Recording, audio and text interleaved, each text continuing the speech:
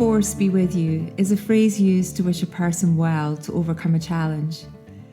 The invitation in this podcast, May the Life Force be with you, is to explore what it means to truly feel alive, to appreciate the physical, emotional, and spiritual connection to our energy, and finally to understand how this impacts who you are and all that you do. May this conversation inspire you to thrive. Our intention with this conversation is to help you remember that life force energy is your most important resource, or at least wonder if it could be. And that is where we're going to begin today. How's your life force? I was just thinking when you said that, well, if you don't have it, what do you have? I was thinking, good question, but really, if I don't have it, surely that means I'm not here. It certainly means I'm not present, and actually, maybe that is a good place to start, because when you're not connected to your life force and energy, you're not present. And how often do we go through life just on that autopilot and not really fully conscious and aware? That kind of human zombie way of doing life. And yeah, I agree. If you don't have it, where are you? What I notice is when obviously, I think we have to talk about this in terms of like a battery. I don't think any human is walking around without any life force energy in them. Personally, I believe the life force is the bit that leaves when you die. And so I think all humans, to a degree, have life force in them. But this is about levels.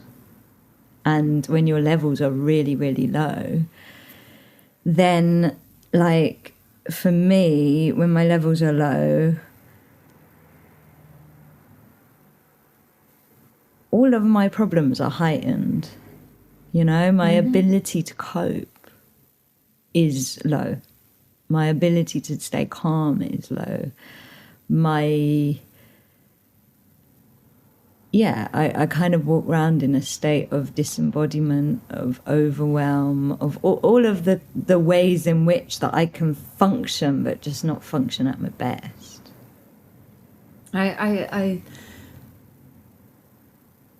I think that's probably the description that most people would resonate with, both for themselves and that they can recognise in others. What I thought of when you said that, and to begin with, is actually the opposite end of that scale, which we don't often talk about, which is when it's not that the battery is fully charged, it's when that alignment is totally off the other scale. So when we're overstimulated, when we're overwhelmed, when it's all the overs rather than unders that are going on, and we're in highly what could be perceived as energizing environments, whether that's a workplace, or I've just been talking about a couple of festivals, like work events that I've been to recently, where it's highly charged and you're like, whoa, you can kind of feel that energy, but actually too much of that is as bad as all the unders and uns and all of those kind of things as well. Because what I recognize in those states is that we still are not functioning in alignment, because we're coming from an overstimulated place where our logical, rational decision making is also out of whack with what we truly want, and the decisions are made also from a not level playing field, for want of a better phrase. It's interesting because one of the things that I explore with life force energy is frequency, which is basically, I guess the best way to describe a frequency is a light, sound, vibration, or better still, it's like a note or a tone of an emotion. And so if you think of like anger, there's loads of different, under the umbrella of anger, there's loads of different frequencies of anger. And one of the things that I've started to understand in this exploration of life force is that there are frequencies that you can consider low that cause you to throw your life force energy out of your body, but there's also frequencies that are high, that feel out of your range of goodness, in a way, of how you value yourself. And when you're in a situation with lots of high frequencies that might be out of your self-worth range, it sends your life force energy out of your body as well. Which is really interesting, because I think a lot of self-work is, like you say, focused on the low, but it's like, how do we hold, in a way, like, how do we hold our life force energy inside of us? I believe it's absolutely key to abundance, to manifestation, to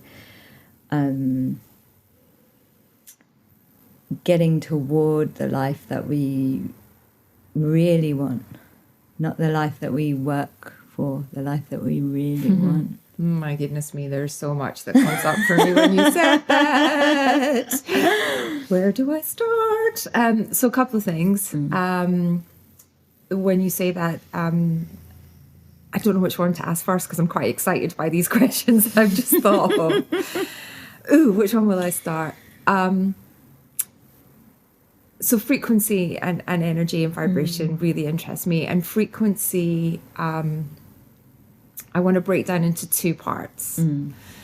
The first one is we did a workshop recently with a beautiful friend of ours, Hannah, and we invited the people that were on our workshop to think about their different states. So when they're in low state, when they're connected, but when they might be withdrawn or in protect state.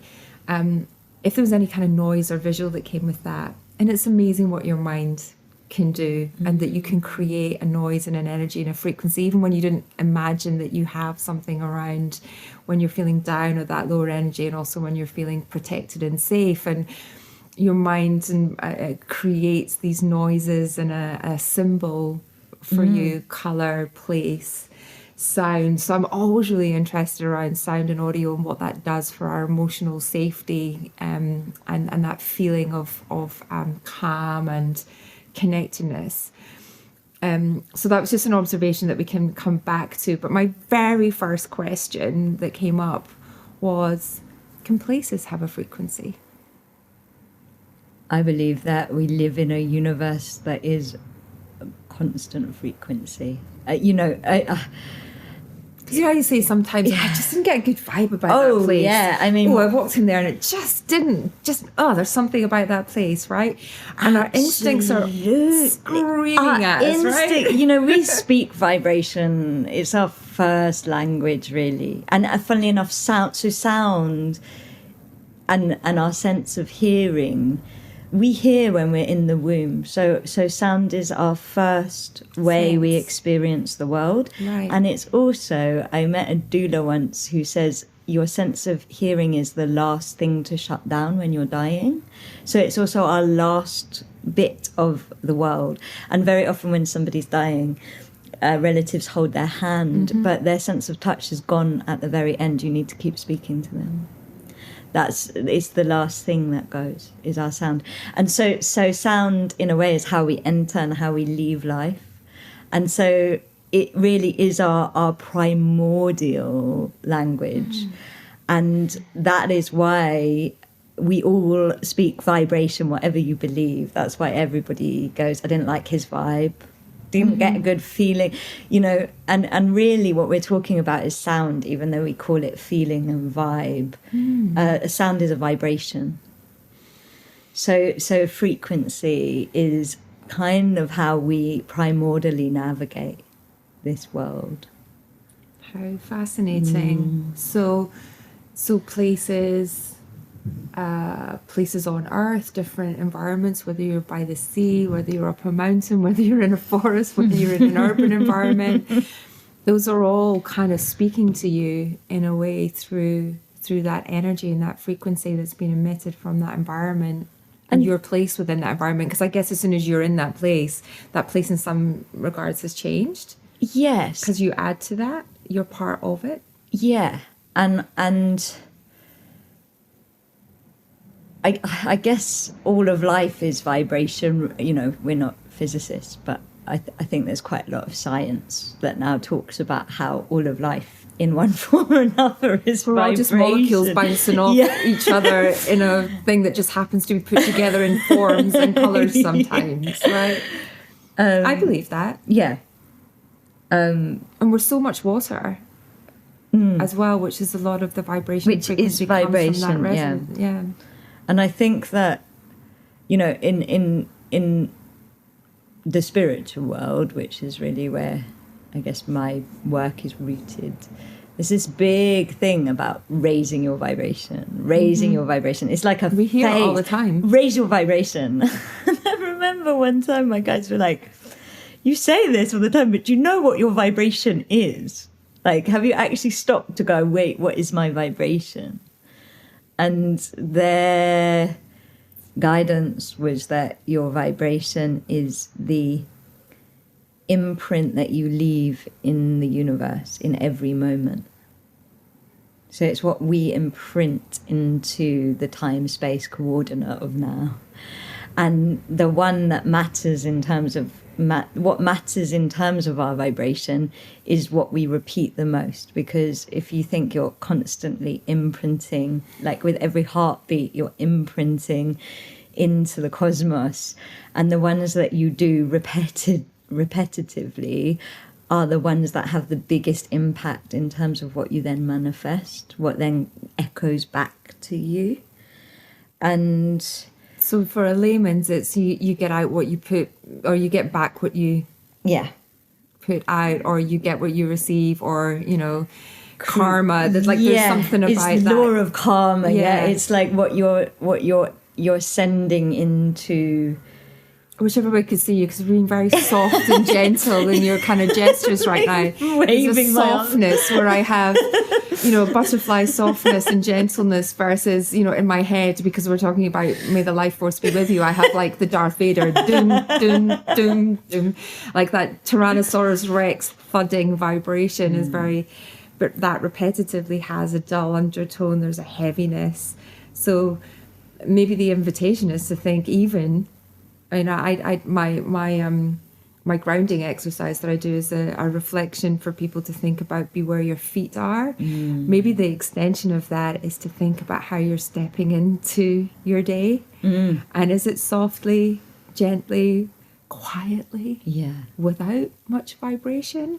Is it a gentle day, or is it poof, poof, poof that you're walking into the day with? Because I think that impacts the load that you carry around for the day, how you're expending your energy, but also what you're walking into other conversations with people, that energy that you're then reflecting out, and the reverberation of your presence thereafter for the rest of the day. Maybe the invitation today is, how quiet can you be?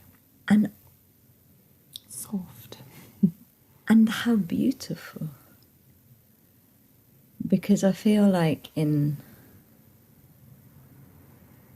modern times, in Western times, we have forgotten that what we are meant to be doing is making the cosmos more beautiful. And what we are meant to be creating is more beauty in life, in the universe. And instead, humans have started investing in things that are not beauty-based. And that's not in a superficial capacity, because obviously we've touched on that's a whole different energy. For me, it's that softness and kindness. When I reflect on all the different things that are happening across the world right now, there's not much kindness out there. There's not much softness. There's not much creating of natural beauty, wonder, and curiosity. It's very much in protect mode. Very much, and it's very much in like I was in a conversation last night, and we were talking about like why are we all investing in lack? You know, like we do so much as an investment into lack of time or lack of money or it's like we're not in. Lack of love. Yeah. And then we get that straight back. You know, then the buildings that we build express that lack of time, express that lack of one of the things that I really love, and it is maybe something to consider with vibration, is the idea that patience allows something to arrive in its most beautiful form. And how much we, and me included in this, we don't create with patience anymore. It's so true. Good things come to those who wait. Yeah. I think it was the famous Guinness line, wasn't it? I'm not sure it was actually Guinness, but take Paul's talk. But it's true, that immediacy, that need for instant gratification. You know, I had an old boss who, you know, was very driven, and I actually asked him the question once: would you rather make £100,000 today or wait to make $1 million in a year? And he's like, be £100,000 a day today, every time. And I was like, okay, that's okay, because now I know what I'm up against. Like, now I know how to manage that expectation. But I was like, you know, there's something about just, you know, letting things unfold, seeing the bigger picture. And I'm realizing, as I'm saying this all in my head, some of the challenges I've had this morning, I'm talking to myself, is that, you know, the common phrase, I'm all of these today, is, you know, it takes 8 years for an overnight success. Yet we judge our own success and failure on such an immediacy of turnaround, and our perception that, you know, if something took a long time, then maybe we weren't really fully committed, or we did something wrong, or the timing was wrong, when in actual fact seeds need time to grow. And maybe it's arriving in its most beautiful form. Exactly. You don't pull up the flower the minute it pops its head up to the ground. And you it's let it still a bud. unfold. Yeah. You know, you don't pick it when it's a bud. And you mentioned overstimulation, and obviously we've been talking before we started recording about an event that you were at yesterday that was really overstimulating. And as we're talking, I'm just like, do you feel like these events are overstimulating because everybody there is looking for that 100 grand now hit? Oh, 100%, particularly in today's current environment where you just have to switch on the news, which I try not to, but, you know, there's as you said, a scarcity, a lack, a message that is fear-based, that these are troubled times, therefore it's got to be hard, you will be impacted, and there's not enough to go around. And that's the message we're bombarded with every single day. So people go into a protective mode, they're less generous, they don't want to share as much, because they feel that if they don't win, then somebody else has, or some, you know, there's a real competitiveness that's not healthy in those environments. So it does feel like there is a heightened level of a feeling of scarcity. Even in these environments that are like business, corporate money places. Yeah, because in those environments, there used to be an abundance of venture capitalists ready to spend money, and when the food chain all starts to pare back slightly, then, you know, the money that was there to help people through harder times isn't as available. Banks aren't as generous. Interest rates are higher. It's more difficult to borrow. Everyone's kind of just trimming things here or there, and that has a knock-on impact. And so people get fearful, and then they cut back, and then ironically they then feed that whole kind of insecurity chain. And you know, one domino topples many others. Yet millions are being spent on these events. There's thousands of people showing up. There's interesting conversations. There's real innovation and creativity that can make a real change to all our lives, still happening every day. There's lots of really, really good stuff. It's about sometimes what we choose to put our energy into absorbing and taking on board. And why would you describe them as overstimulating? I think it's because I think it's that speed at which people are trying to do business, like you said. There's this need. I need to do something today, immediately. There's a competitiveness for that business, and the general energy, because everyone's emitting that energy. So if you've got, even 10% of the people coming from a panicky place, that has a ripple effect on everybody else. Or there's a business shut down that you used to respect, or there's somebody that you used to work with that's now not got a job, and just all those things just start to have a ripple impact, and it does affect you a little bit. So whenever if anybody's in working environments right now, which I'm sure a lot of people are, where there's talk of redundancies, there's talk of scaling back, trimming the fat, whatever the right phrases are, for the next few months, then that does create that energy of fear. And I think it almost creates it more in places where, I remember in the 2008 recession, I was quite young and I was like, well, I've got no money anyway, so it doesn't matter. It almost couldn't touch me because I was broke anyway. Do you know what I mean? And I think when you're maybe in an environment that's more focused on business and money, the stress of a recession is more heightened than. Well, it's interesting because I remember my first ever role out of university, and I worked for Stackis, which is a hotel chain in Scotland, and they got bought by Hilton. Mm-hmm. And I think I was a year in the job, so I was kind of maybe even less than that. And they brought everybody in and said, there will be redundancies, but not for another 6 weeks, don't panic. And then they immediately took the entire finance team into a room and fired them all, right? Oh. And so it meant that the rest of the time we were all just sitting there going, is it me? Is it me next? Is it me next? And I remember thinking or saying to someone, well, it's okay for the boss guys. They've got their 4-bedroom house and their Jaguar and their 3 kids. They're fine. I've literally left university and have nothing. My car is held together by sellotape. True story.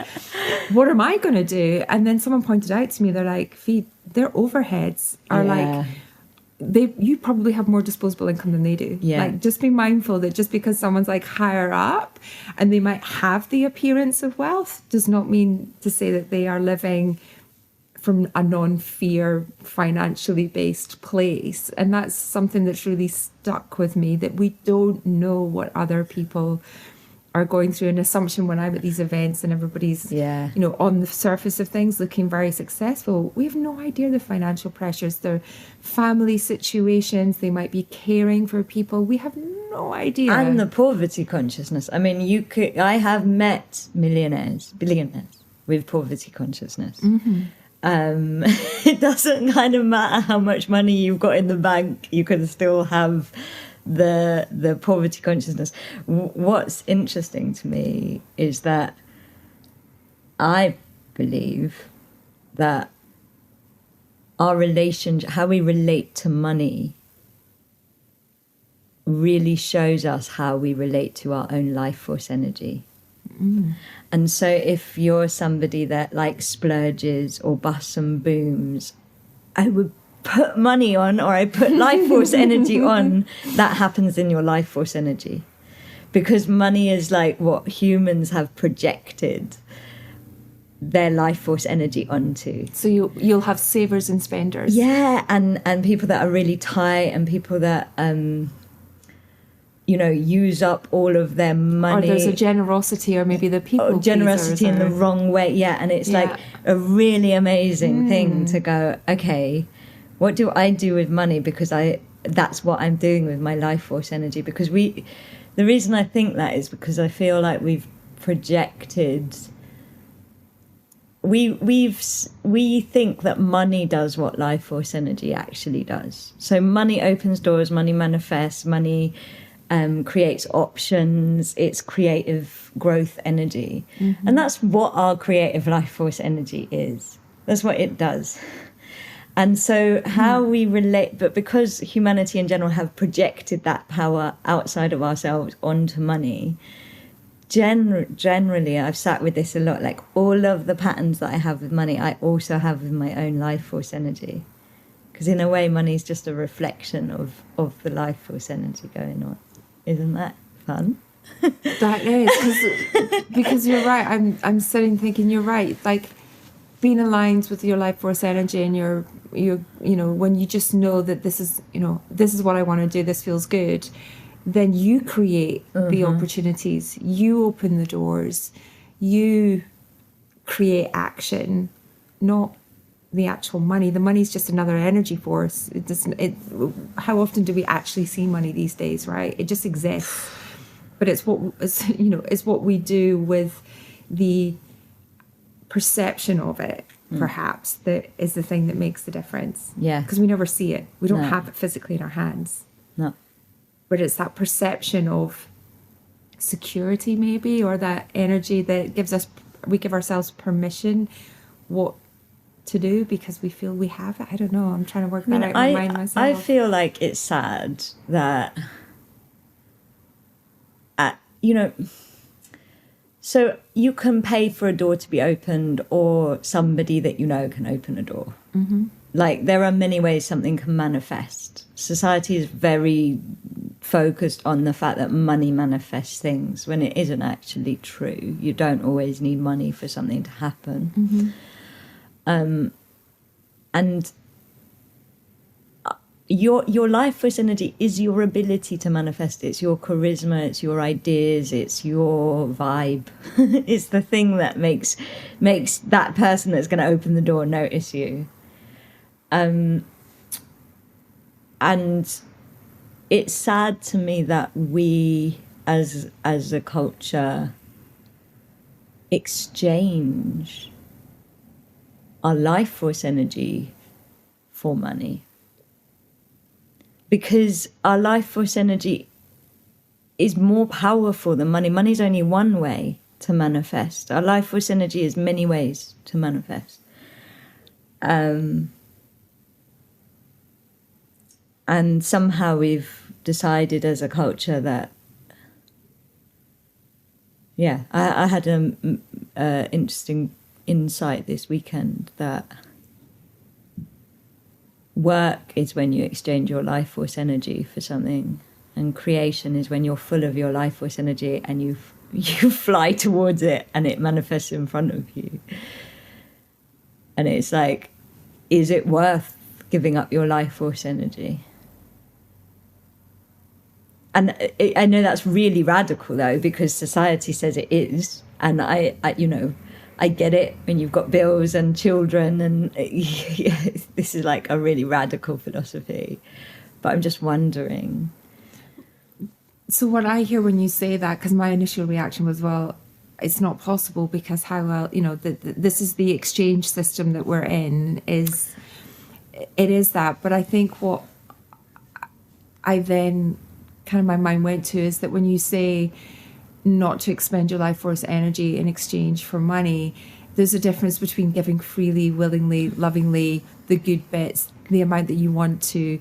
There's boundaries around that, and it's not giving away all or more than you have in reserve. And there's a big difference, because that exchange, because I actually truly believe that we don't value each other enough in terms of monetary sense. You think about what a carer does, or mums, right? Or what people in positions that arguably keep us all running and maintained but are seen as being lower paid. We've got it the wrong way around. Absolutely. The monetary compensation for that should be flipped. And, what we put a value on other people's time is woeful. It's so disappointing. We put more emphasis on product. Yeah. And a shiny thing. And we want everything to be cheap. We want as consumers, we want everything to be cheaper than it's worth. As sellers, we want to be market value. Like, we've got this obsession with undervaluing things, including ourselves, and when I'm saying like work, exchanging your life force energy, I don't really mean following your path and making money and charging money because you're doing what you're meant to be doing, because that is life-giving. Yeah. That is energizing. Yeah. There's no exchange of life force energy. No. That's In life fact, force it's topping energy you creating. up. You're like, whee, I'm off. And the money's like a bonus. Yeah. What I mean is spending a load of time, energy on something just for money. Mm-hmm. That's when you exchange your life force energy, And particularly for when it. it's something you don't want to do. Something that's making you feel drained, something that's and you know, doing it because of the pressures of life, which I totally understand. But to have more stuff To have rather more, than to feed, you know. yeah, it's like you're not investing in your life force, you're investing away from your life force. Yeah. For money, and that money is never going to feel enough, because your life force, if you give something that is worth so much more than what that money can do for it, it's never going to be enough. And that's where I think you get that poverty consciousness in the rich. It's like, if you're giving up your life force energy, your sacred spirit path energy, that it was here to make the world a more beautiful place, that money's never going to feel enough. So you're going to keep trying to, you're going to be in hungry ghost mode of like, I need more, oh no, there's a recession, you know. And yeah, and in a way, when we're also, like you so wisely say, when we're also then trying to make everything cheaper and also not giving it out vibrationally, so we're underpaying people for what they're worth, and we're not. And you know, I'm part of this. I'm kind of talking about the perspective, but like, I absolutely go for cheap things and stuff like that. But it's like, to me, I can see the problem that humanity's in by constantly not wanting to exchange what things are worth. Mm-hmm. You know, constantly not considering the life force element, just considering the bank balance element, putting all of the power in the numbers rather than in the life force, when we're buying, when we're spending, when we're paying, when we're investing. And it creates hungry ghosts. It's never enough. Yeah. I want more. I need more. I'm hungry. Yeah. But hungry perhaps for the quick fix, back to the impatience. Yeah, and then it's like, I'll choose 100 grand over £1 million. When you actually think about it, you're My like... head exploded at that point. I was just like, okay, right. I see where we're going with this. I gotta somehow burn myself out even quicker than before. So but it comes down to that immediate satisfaction, extraction, you know, and humanity's really extracting. That's why the earth vibrationally is going, what? Like, extraction rather than serving. And so to me, it's like, what do you serve? And then it comes back to like, well, the only thing to serve is beauty. True beauty. Not false beauty, but like, surely that's the only thing that all of us can imagine. If every human being was dedicating their life to making the world more beautiful. I do actually wonder that sometimes. I do. Like, what an amazing world would we live in? I once heard Marianne Williamson talk, and she shared that it takes just, when you look at all the wars in the world, I don't know if I've mentioned this before, but from, you know, Second World War and all the way through other conflicts, it takes between 3 and 8% of a country to unite behind some form of hate in order to make those changes happen. So it's a really small percentage of the population it takes, but they're unified by a single cause, which then creates a movement, which then creates conflict. And her ask was, can you imagine if the same percent united around love? What a difference that could make. 3 to 8%. And that's just stuck with me. And so when I, again, reflecting back as we started this on things that are happening in the world, I do walk down the street sometimes thinking to myself, gosh, if everybody just could be that little bit more kind, if there was just 3 to 8% of us united behind the same positive emotional outcome. I think the difference is that we all have such a difference around love, and love is more challenging to communicate a unified slogan around versus something that feels like it's an external force to hate against a person, a figure, a religion, a government, a business. It feels like it's a physical entity, whereas love is more difficult and challenging to unite people behind. Discuss. I would say that, like, it's why this life force conversation is so important, because I think the majority of people really wish everybody well. Like, nearly everybody I have ever met, they want all of the beings in all of the world to be free, happy, and at peace. That beautiful Kirtan mantra. Everybody wants to be okay, but they want everybody else to be okay too. And I think the reason it's so hard to unite behind love is because you actually need the energy to abundance. Root word of abundance is abound. It means to be an overflow. If your energy battery is low, then you cannot be in overflow. So you operate from poverty consciousness, from lack consciousness, from us and them consciousness, from exchange consciousness. And only when you have the energy, having your heart open takes energy. Being truly generous takes energy. It takes overflow. Do you believe that energy is more than a hateful heart? Yeah, I think a hateful heart comes from... That's fear-based. I feel like hate comes from us and them.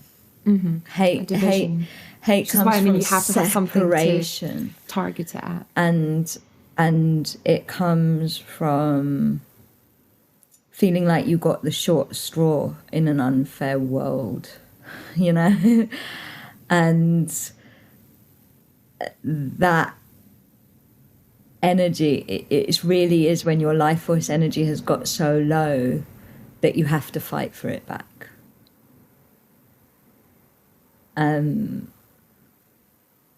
That's what I think. when your supplies get too low, that's when hate happens. Your supplies of compassion, of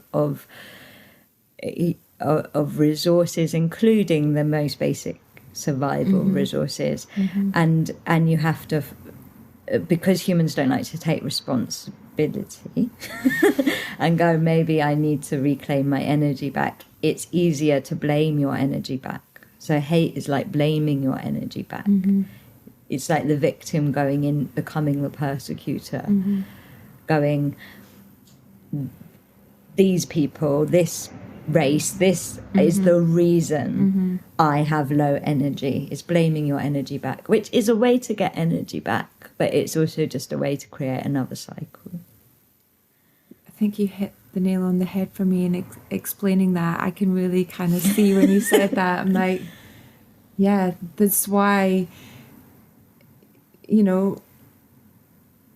from Rocky to Superman, right? They need an evil, they need a sparring partner. There needs to be a victim. There needs to be a character that's out there to do no good, because that's how you unite behind it. And there's blame because it's in a person's actions, but those person, when I think about that, I'm going to Lex Luthor, there's usually a reason, and it's usually because they're actually a scared little boy underneath all of those superheroes from, and there's always a sad reason, when you're like, oh, if they just had love when they were 5 years old, they would be outcome would have been very different, from the Joker to any number of Batman or Superman's villainous counterparts. But we jest that we're in a sort of Marvel comic world, but actually we are. That is why we have the uprisings and the disagreement. There's no agreeable debate anymore. It's that I have to prove you wrong because I have to be right, and I need someone to yell at to be heard. Blaming your energy back. It's like that concept is kind of making me open up to all the times, you know, when you're in an argument with somebody and you go into that, like it starts off calm and you're No, 'cause and you've as gone your into energy's crash being mode. taken, then you go into like blaming your Irrational. energy back. Yeah. Or you know, Defensive divorces. I can and- see all of the ways in which, like, when our energy supply gets past a certain point, we go into blame to get our energy Family back. dynamics, you're right, divorce. And I'm just like, is there a way? Recession. Everybody's blaming the recession to try and get the energy back. Like, we do it. And I wonder, and I'm sure you have the wisdom for this in your amazing kind of moment toolbox.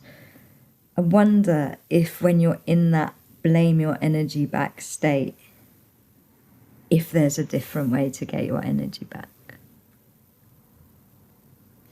I mean, for me, and all I can share is what I've been really practicing the last couple of weeks. I say the last couple of weeks, I've been practicing it for years, but I've really been consciously aware of it the last few weeks to really help me with not blocking out what goes on outside the front door, but just understanding my place in what I can influence and how it impacts me. And I try and be in the moment as much as possible because it's the only place to be. You can't worry about the past, it's done. And that projection of anxiety about a future you can't control is a depletion of your right now energy that is wasted because it goes nowhere. Just to the next version of whatever that future is. So I guess my advice, my sharing is I've been really consciously going, what do I have right now? When I wake up in the morning, I've been kind of saying, and I'm going to get my phrase wrong because I just create it in my head whenever I come out of meditation, but I've been saying something along the lines, it changes a little bit every day, but just, I have everything I need to thrive today. I have everything I need to thrive today. Because you know what, my mortgage payment might be due out tomorrow, but that's tomorrow. It doesn't exist yet, remember? I can't be anxious about that. I have no idea what the next moment brings in terms of good fortune or bad luck. But I do know I have right now. And how I shape that future is based on how I react to my current situation. And if I choose a positive path, if I choose to feel aligned, if I choose to feel good right now, because I do have everything I need to thrive in this moment, that's all I've got. And that is you and your vibration impressing into the universe for what you impress as an echo to come back to you.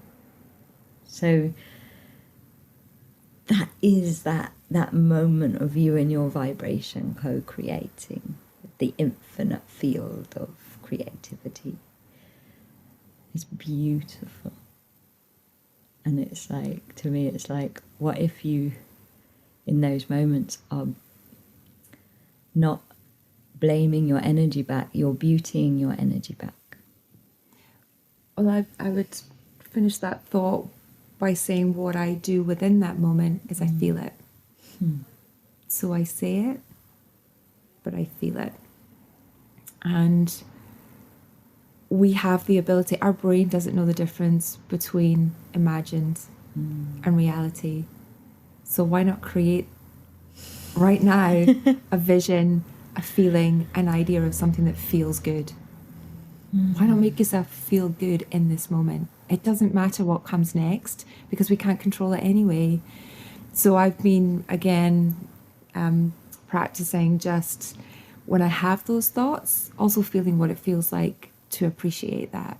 And, you know, no one's perfect. When I saw you earlier today, I said, I'm having a wobble. I am not here as the Mother Teresa of moments.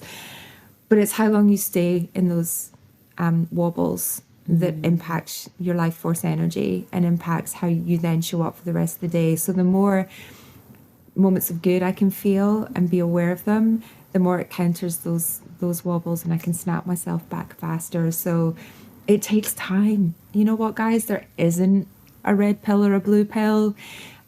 I kind of don't wish there was, because then we wouldn't actually do the work to understand ourselves. We're again masking it with some external blame or external cure for something that actually is inside us all along. So give it a go. What's the worst that can happen is my advice of just being as present, be where your feet are as much as you possibly can.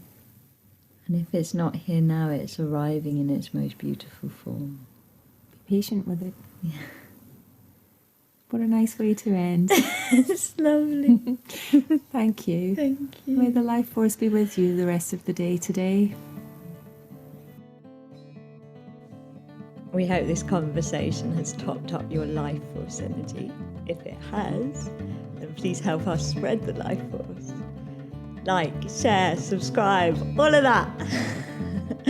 And may the life force be with all